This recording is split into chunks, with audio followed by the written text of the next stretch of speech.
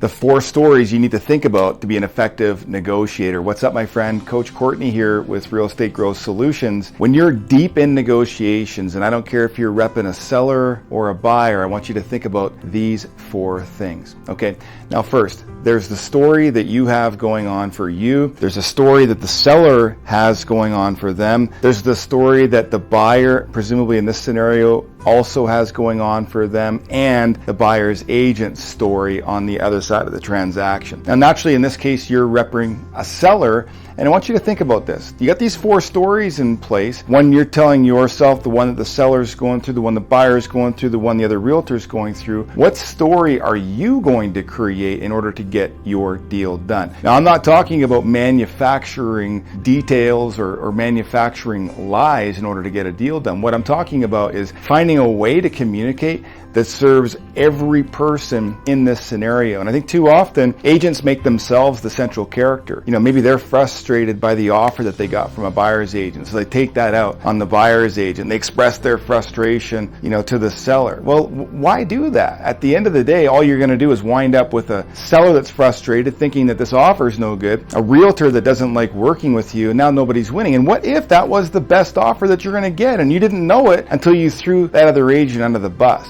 I want you to think about what story you have to create that's the best combination of the 4 rolling dialogues, the 4 stories that those people have, that's going to get your deal done. How can you communicate that to the other agent to give them something that they can communicate in this scenario to their buyer that's going to help you get your deal done?